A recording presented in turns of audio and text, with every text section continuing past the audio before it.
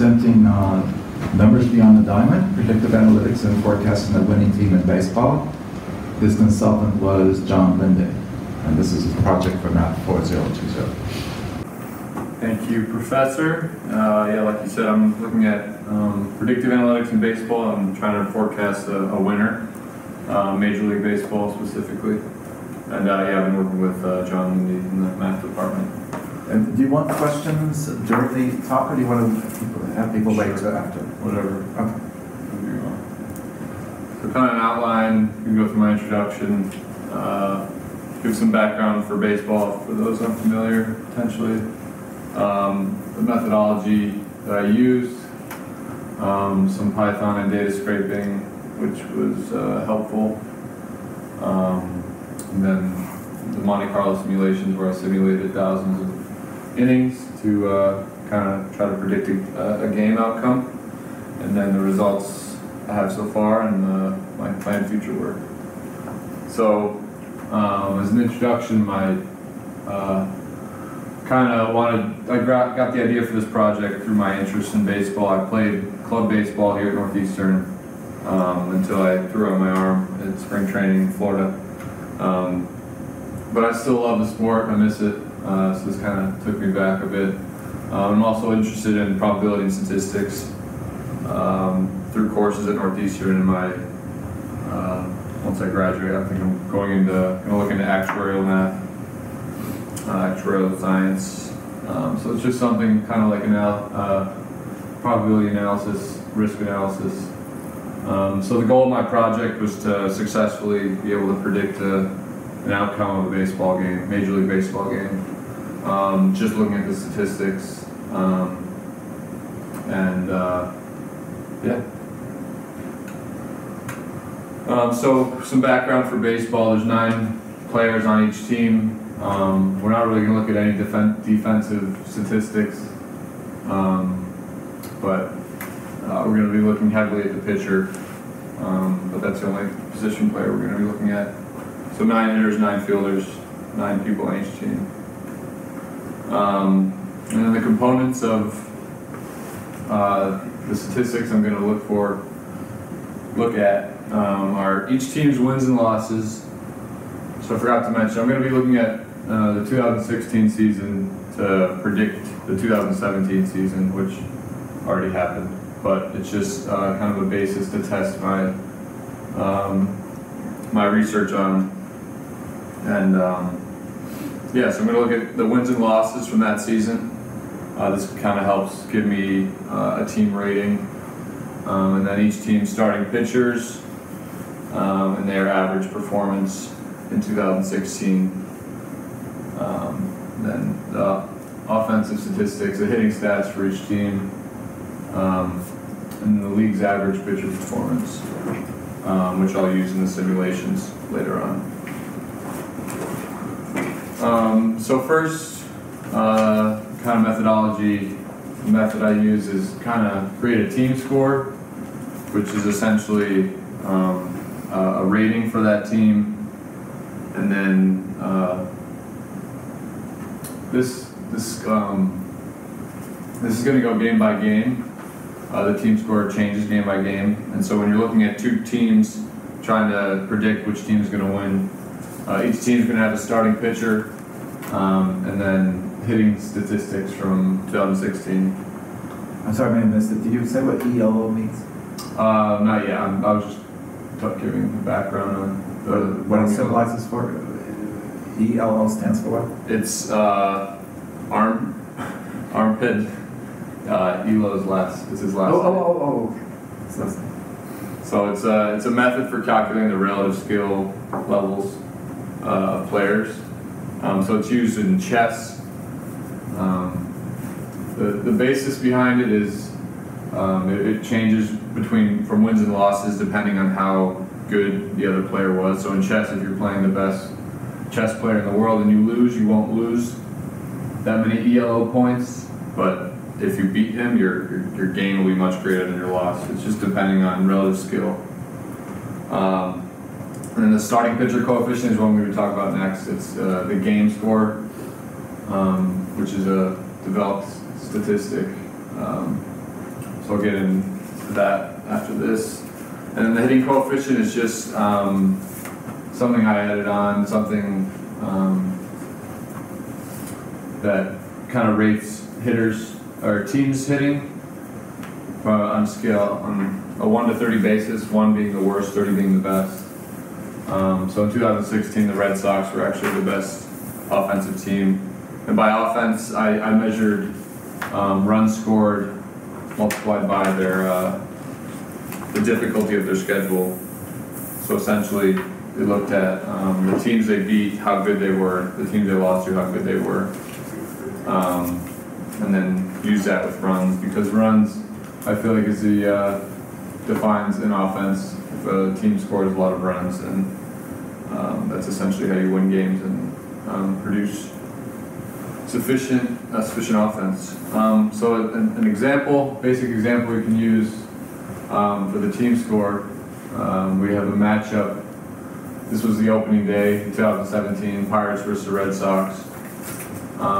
So their ELO rating is a rating I wanted to develop on my own, kind of put in my own coefficients and whatnot, but with time constraints, I used 538 Nate Silver's method for calculating ELO. So that was the ELO at the end of 2016, going into 2017. And then you have the starting pitchers of each team and their game score, which I'm going to talk about next again. So the Red Sox were the best rated offense in 2016. So you get a 30 point additional coefficient. So their total team score would be 1663. And then compared to the Pirates, their team rating of 1561. My method of predicting a winner is whoever has a higher team rating is more likely to win. And the Red Sox did win. And then I'm going to get into game score, which was the starting pitcher coefficient a few slides ago. So this is kind of essentially tells you how good a pitcher's performance was in a game. Usually you'll look at one game to develop a game score, but the game scores you saw here were from average for the entire season. So usually around 20 or so starts in a season, just the average of all their starts combined. It has incorporates different pieces of information, and it just kind of gives you a background on how well a pitcher performs. So Bill James found this, I think, 40 to 50 years ago, just a statistician who loved baseball, and then this man, Tom Tango, who's kind of anonymous, kind of not. I don't know if that's his real name, but that's his alias online. So this is his exact formula he used, and he goes into all the. If you're interested in how he found it, these coefficients, he's a little vague, but I wrote up a lot more about it in my full paper. So for 2016, this coefficient is going to be 35. It changes from year to year. Essentially, you want the average pitcher to have a game score of 50. So holding 40 as a constant, we're going to call it X. You plug in the remaining statistics for the entire year, average of all the pitchers, and then you're left with a number less than 50. And then it was, what was it, 14.59 was the number, and then we wanted the game score equal 50 for just to get a baseline. So it changes from year to year. So in all these statistics, we're using 35 instead of 40. 40 is just like an average over the past 20 or so years that he uses. I just don't. You said something like 14.59 or something. Or there was a number you gave us. I don't see it there. Yeah, I don't have it here. So for 2016, you're not gonna use 40. You want the game score to equal 50 for an average pitcher. So I took all the statistics from the 2016 starting pitchers, and then I plugged in all the other coefficients and left 40 as X, and then we want it to equal 50. So 50 equals x plus, it was 15, or 14.59, Okay. and 35.4. So I used Python to scrape data off baseball reference. I didn't automate as much as I would have liked to for this project due to time constraints or poor time management, one or the other. But there's a module called PyBaseball, which was super helpful. They had functions to pull all the pitching statistics from 2016, and I was able to easily manipulate and use what I needed. So I had functions find, which finds a pitcher, average score, which computes their average game score, and then walk per 9, hit per 9, home run per 9, and all per 9 are all statistics which I was planning on using in Monte Carlo simulations, but didn't get to. So that will be in future work. It's essentially just how many walks a pitcher gives up per 9 innings on average, how many hits per 9 innings, how many home runs per 9 innings. So then we'll get into the Monte Carlo simulation. So one method to predict a winner was using the team rating that I talked about, looking at the Pirates and the Red Sox. That was an example. And then there's also simulating the games. So Monte Carlo simulations, it's a simulation method which uses random variables, which are the probabilities in different events in baseball, which I'll talk about more. You use that as a sample to obtain numerical results, and the numerical results we're going to be looking for are runs scored, because runs is how you win a game. Whoever has more runs wins. So this is used in stock performance and weather patterns. Just some examples of practical uses. And then what you see here, this image, is going to be the probability distribution of the events in a baseball game. So we're going to pick a random number generated to move the simulation from state to state using the probability distribution. And when I say state to state, I'm essentially talking about how many guys are on base and how many outs. So there's 3 bases to be occupied, either occupied or not. So that gives you 2 to the 3rd options for states. And then there's 0, 1, 2, 0, 1, or 2 outs. So that's going to be 24 total states. So looking at the different states, this image represents a distribution. So normally you're going to have the highest probability to get out. I thought I meant to label this a little better, but the big block here is the probability that a hitter's going to get out. So like 6 or 7 times out of 10, the hitter that comes to the plate is going to get out. The pitcher's going to get them out. And these other smaller blocks represent a single, double, triple, home run, and a walk. So this random number generator is going to generate a number from 0 to 1, and it's going to fall somewhere within this distribution.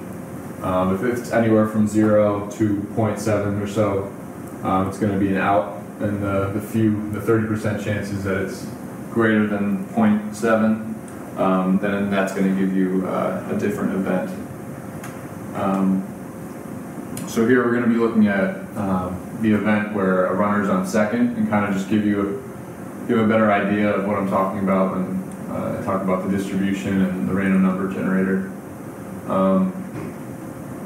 So here we're looking at the situation with the runner on second. A1A represents a runner on second. And you can see, the A is just unoccupied for the base. And then this outcome is going to be 0, 1, 2, 3, or 5. So it's looking at every single event or outcome that can happen from this game state with a runner on second, and what's going to happen with that game state. So if the runner gets out, or if the hitter gets out, no runs are scored. And if there's a single, double, triple, or home run, there's going to be 1 or 2 runs scored. If hitters walked, no runs will be scored. and then it will update the game state based on the event that happened. So this simulation does a batter at a time, picking a random number, and then it goes until there's 3 outs, and then the simulation restarts and takes an average of all the runs per, I think I ran it for 10,000 innings, so kind of gave me an idea of how many runs on average it would predictably score.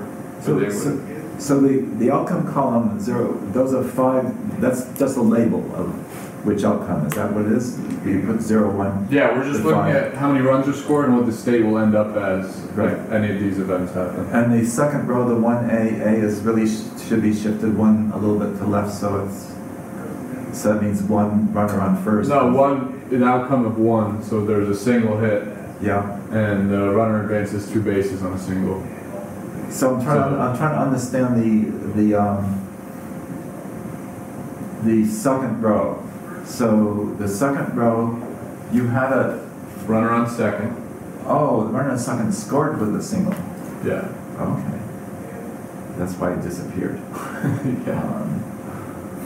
Okay. Yeah. So this model uses a single and a double advance to runner 2 bases. And I thought you had 24 states, but you're only showing me first, second, and third. But you have another tabulation for outs somewhere, but it's not on the screen. Is that right? Yeah. This is just one state. We're looking at moving from one state and where it's going to bring us. It's just like a small piece of the full Excel. Okay. The full Excel is like a 24 by 24 table or something like that. Okay. Yeah. So this was just an example I wanted. Kind of help explain.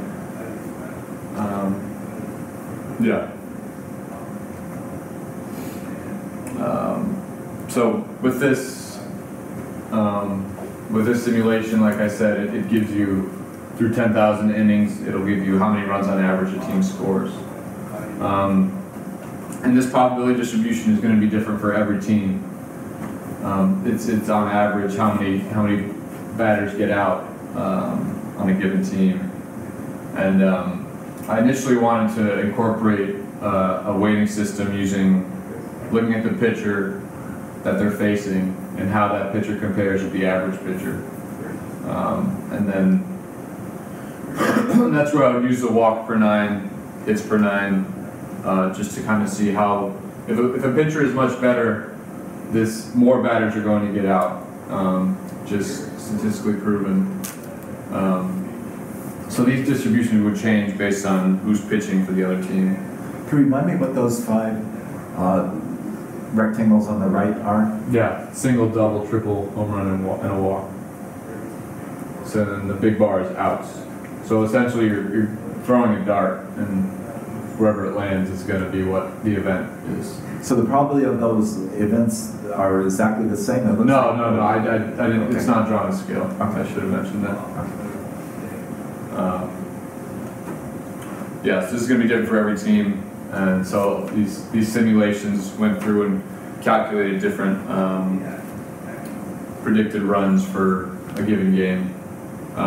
So like I said, I wasn't able to automate all of this very well, so I went through the full first game of the season, and then looking at the method comparing team scores. The first method I talked about, 9 out of the 14 predictions were correct, 5 were incorrect. And then using the Monte Carlo simulation method, even without using the pitching weights, there were 10 correct predictions and 4 were incorrect. So I mean, I was happy with the results. I wish I had more time to kind of test the coefficients I use, the hitting coefficients. I wish there was just a lot more work that I had originally planned on putting into this that I didn't get around to doing due to a lack of time.